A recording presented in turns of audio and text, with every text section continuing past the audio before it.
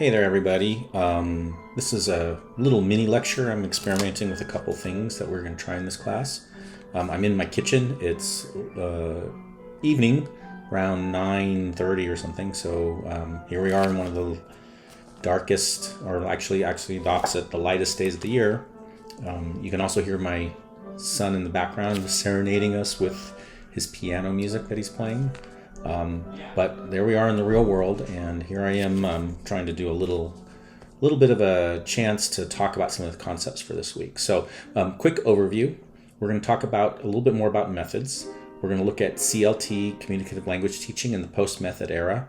And then we're going to talk a little bit about informed eclecticism. So we can try and do all that in a pretty brief amount of time. So let me start with TPR. We looked at a sample earlier, and there's more videos you can take if you want to see what TPR looks like.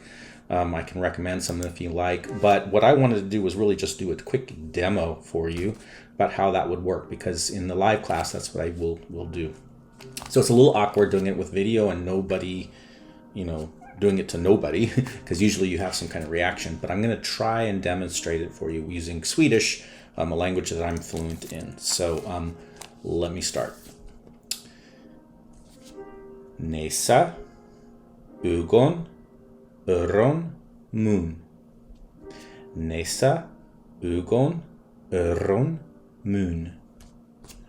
Peka, peka. Peka på näsen. Peka på ögon. Peka på munnen. Peka på öron. Okej, nu är det din tur. Okej? Peka på näsen. Bra. Peka på ögon. Bra. Peka på näsen. Bra. Peka på öron. Peka på munnen. Bra. Peka på huvud. Huvud. Peka på huvud. Bra. Okay, so we'll stop there. That's just a real short demonstration of what TPR might look like if you were doing it, and it's just a very, very abbreviated version. And so you have to introduce some vocabulary, or maybe the students already know that vocabulary, and then you try it. So let's take a look at an ALM, another method that is, and the reason I'm choosing to highlight TPR and ALM a little bit is because two reasons. One is because they're still kind of used fairly often in current eclectic situations. And two, I'm going to have you guys, they're easy to try out on your own. So the task this week is to have you try either a TPR or an ALM on your own. You normally would do this in class, but you get to do it on your own and then report back about how it went. So with ALM, typically what you need is a dialogue. So here's a Swedish dialogue with A and B, two people. So the first time, I would probably do this in ALM and stay in language the whole time, and give instructions and everything like in that language. I'm going to just simplify and give you instructions in English. So here we go. First thing, I'm going to just repeat the whole dialogue, and you just listen. God morgon. God morgon. Vad heter du? Jag heter Lena. Vad heter du? Jag heter Lars. Talar du engelska? Ja, jag talar lite engelska. Talar du engelska? Nej, jag talar inte engelska. Jag talar franska. And then I would repeat this maybe a couple times. And okay, so now I want you to repeat after me. One quick tip. Whenever I do repetition, I think it's always important, especially with a class, to establish some kind of a routine and using your hands. So I'll do something like, okay, everybody, repeat after me. God morgon. Your turn. Say it one more time. God morgon. Bra. God morgon. Vad heter du? God morgon. Vad heter du? Jag heter Lena. Vad heter du? And then I would go on and I would practice it a couple of times until the students are comfortable with it and do the whole dialogue. And then you might mix it up by having half the class do it and the other half class be half the class be A and half the class be B, or just different ways of mixing it up so that they have multiple times that they repeat it if you're doing it in a real ALM method. So again, there's videos about ALM. You can look at how people are doing it. There's a lot of adaptations to it. But those are just two methods that we've been looking at that you might try. So one of those two methods you're going to try in the task this week. These are some more sample variations on the ALM method of how you can mix it up so it can get very boring very quickly. But if you keep mixing it up, it's not so bad. So what we've looked at this week earlier on Tuesday and Wednesday were lots of these different historical methods: grammar translation, direct method, ALM, CLL, community language learning, Suggestopedia, Silent Way, TPR, notional functional syllabus, and communicative language teaching, CLT. And for our discussion this week, I have a couple of questions. Which one is the best method? Which one is the worst method? What methods have you experienced in your language learning experiences? And in becoming a teacher, what elements from these would you incorporate into your teaching philosophy or style? This last question is really important because if you've been keeping up with the reading, and what we're going to be talking about today is we're entering really this post-method era where people don't just use one single method, but they might use the best pieces from these different methods. So I like to show this quote at this point, a Nietzsche quote, Friedrich Nietzsche, one of these philosophers from Germany in the 1800s. But this quote is, "You have your way, I have my way. As for the right way, the correct way, and the only way, it does not exist." And so when we're thinking about methods, this is really the place where people have come to now. And in fact, when we think about communicative language learning or communicative language teaching, that should be teaching, not learning up there. It really is, or CLT, it's really what we call a post method. It's we're no longer thinking of what's one method that we're going to use. So the capital M method really is those older methods that you used one way of dealing with all situations. Whereas now, what people tend to do more is just think of these lowercase methods, and we combine these methods based on what we call the pedagogy of the particular. And that pedagogy of the particular really means that we don't use a one-size-fit-all one method in all situations. We really think about who are our learners, what is the context, what do they need, what are my strengths as a teacher, etc. All of these particular things that we're using. And we use that and select the best methods for our goals that we're doing at this particular point. Sometimes this is what we call informed eclectic approach. That's a really important term to understand. Eclectic meaning that we borrow from all of these approaches freely when it suits our needs. So we're not attached to just one way of doing things. Sometimes I think of this a little bit as like, the pendulum swinging. And when you see those methods, they go from, a direct method to, not using the language the first language to using the first language. And they kind of swing back and forth. And that's what we saw with the method era. In this post-method era, we don't really see as much of that swinging. We now kind of can borrow freely instead. So one metaphorical way to think of this is when it comes to cooking. When we think of the CLT and the post-method era. I used to be not a very good cook, but I really enjoy cooking now, and I've learned to do it. And one of the cookbooks that really got me interested in it was this classic that my mom had when I was growing up called The Joy of Cooking. And what I really like about it is it doesn't just give you one recipe.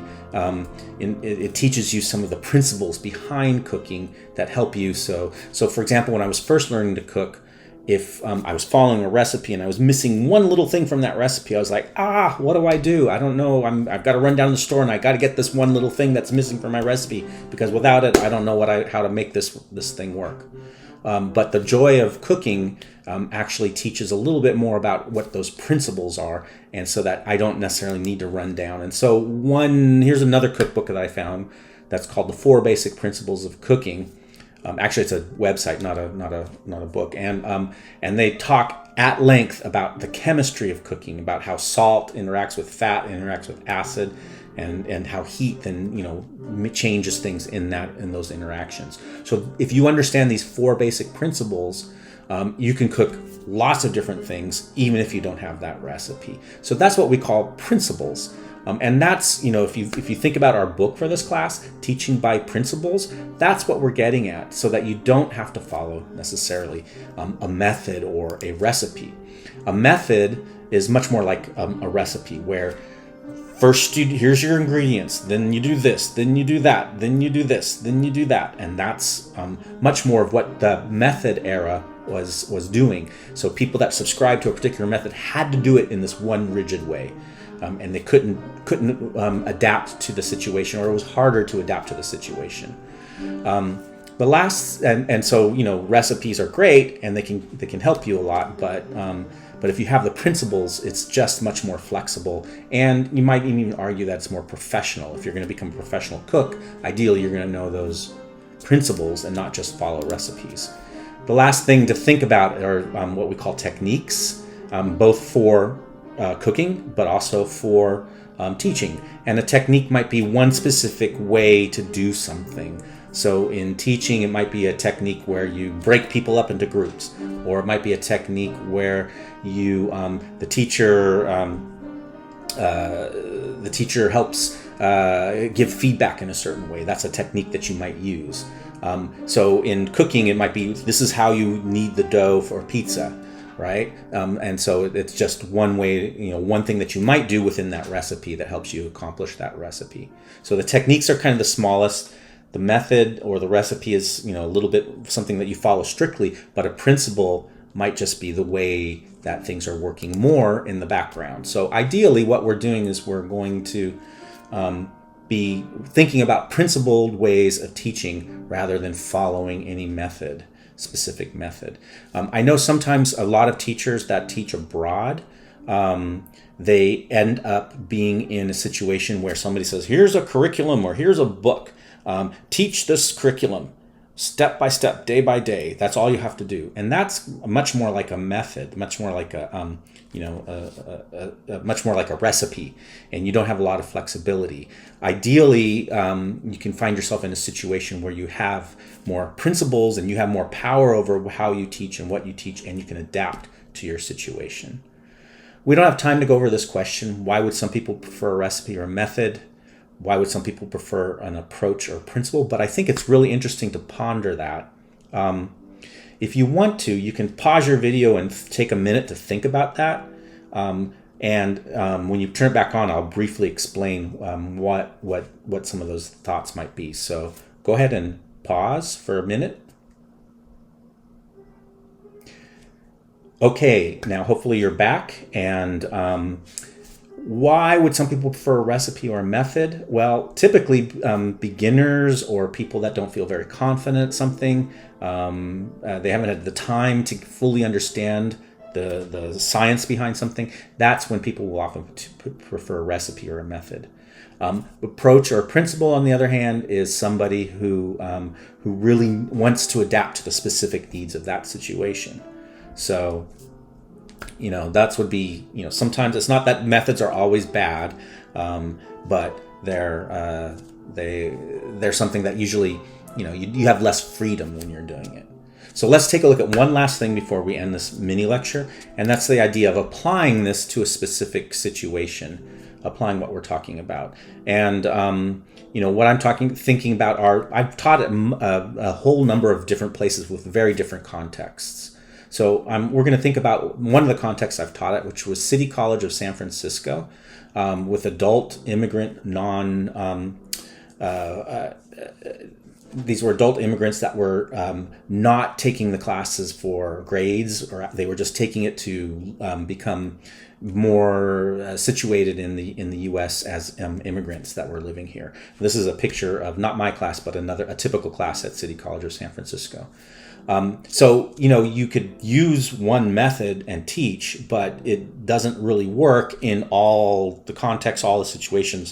We met like 4 times a week for 2 hours a day. If you use just one method all the time with all situations, it would probably be a disaster. So instead, what I'm going to show you is how I chose and selected different lowercase methods to combine them in what we might call a pedagogy of this particular, where it fits that particular situation. So some of the important factors about to think about, and we're going to look at this next week when we're starting to think more about contextual factors that are important.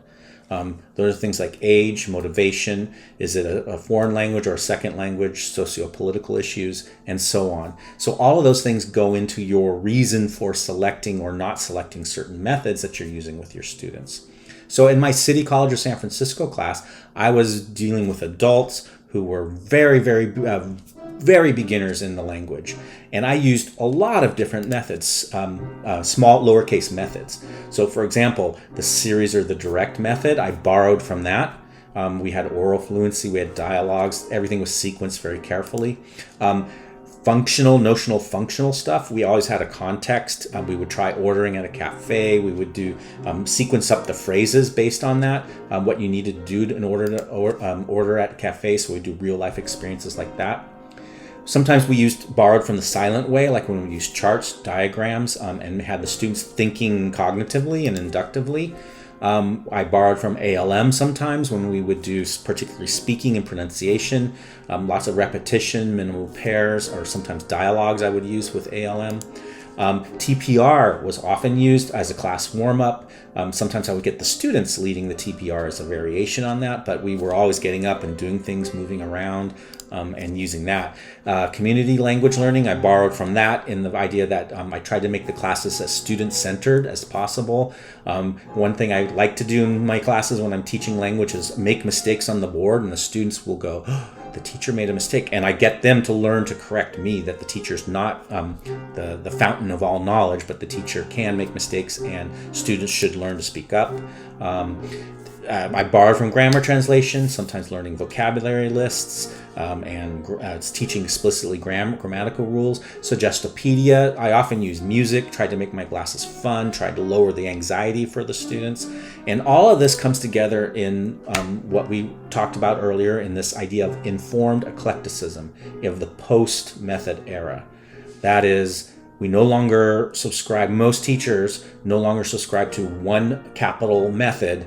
They borrow from the different methods that they can then use to create a communicative classroom that follows more of an approach rather than a particular method.